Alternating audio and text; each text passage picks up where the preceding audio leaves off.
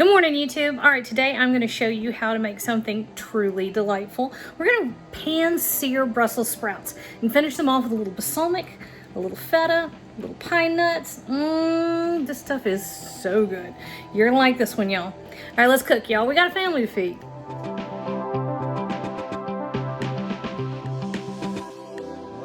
All right, this is Brussels sprout season, one of my favorite times of year.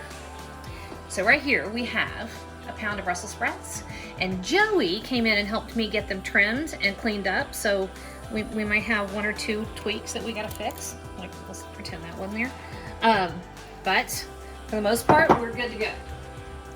All right, now I love Brussels sprouts. Love to toast them to roast them in the oven. I like tossing them a little bit of cranberry. I like throwing in a little bit of bacon because that makes them taste just like, I don't know, fabulous meat candy.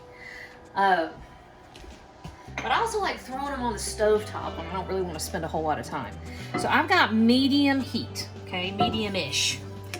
A little below what I would call true medium. And I used about a tablespoon of olive oil. Are we hot? If you're not sure if your pan is hot enough, y'all, if you can see the ripple, can you see the ripple? Yeah, well, actually you can, good. If you can see the ripple, you're getting hot enough.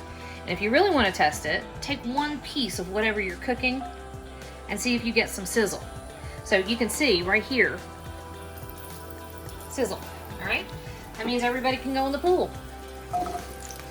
Now, you don't want to do this method with too many Brussels sprouts.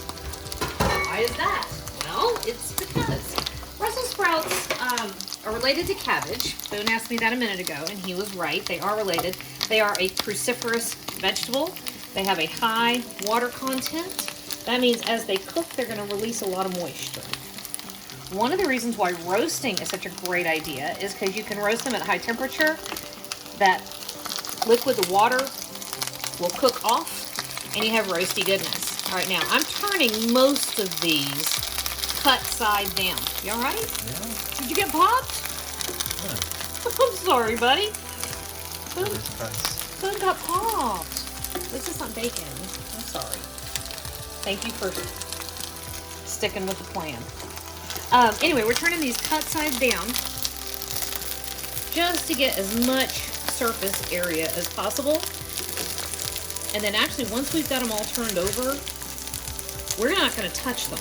Why? Well, the more you move them, the less time that surface spends in contact with direct heat.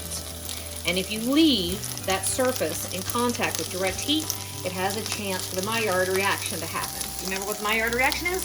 Caramelly stuff? Caramelly stuff, right? Yeah, brown food tastes good. So what the Maillard reaction is a fancy scientific term, meaning all the gorgeous stuff caramelizes with heat, right? That's where you get crunchy goodness. That's where you get golden roasty.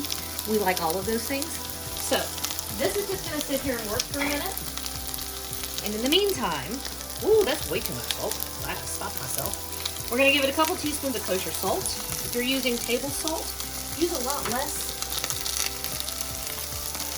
We are actually going to come in here and finish this with a couple of pretty strong flavors. And this pepper mill is empty. Hang on a minute. We're going to finish it with a couple of really strong flavors. So I'm not adding anything much else to this because I don't want it to compete. So normally I would lather with garlic, but we're going to come in with some pine nuts and some feta. I think that's about all. Although I never had a problem with going a little overboard. You know that whole thing about put on everything you want to wear and then take off one accessory? I think that's what lives. All right, this is going to sit here for 7-8 minutes, and then we'll be back. Okay, so we had actually 6 minutes. See? Beautiful. Perfect. And if you start just taking a look, you've got golden roasty. Now on a couple of these that did have two cut surfaces, I just gave them a little flip a minute ago. Oh, I guess I missed that one. Whatever. Doesn't matter. These smell divine. All right, so also, by the way, now I have my mouth full. You can eat Brussels sprouts raw. They're really good. It's like cabbage, right? 2 tablespoons of balsamic vinegar. We're gonna give them about 4 more minutes, all right? Let's do that. Okay, so check out that. That, boys and girls, is delicious. All right, so I had just a minute or two. I'd say right at 4 minutes. All that balsamic vinegar has nicely glazed our Brussels and has evaporated the excess liquid. So here we go. We're gonna move fast at this point. I have a couple things over here. A couple tablespoons of pine nuts that I roasted. Those go right on top. I turned the heat off, by the way. I have a couple tablespoons of feta. You can use goat cheese, you can use Parmesan, you can use whatever you have. My daughter went back to college and I ended up with a lot of extra feta. She's my feta girl.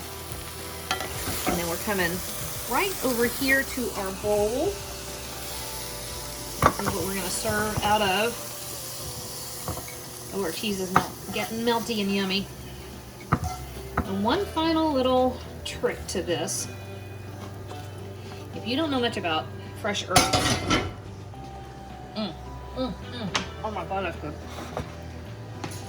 One thing I want you to learn. Holy cow, it's delicious.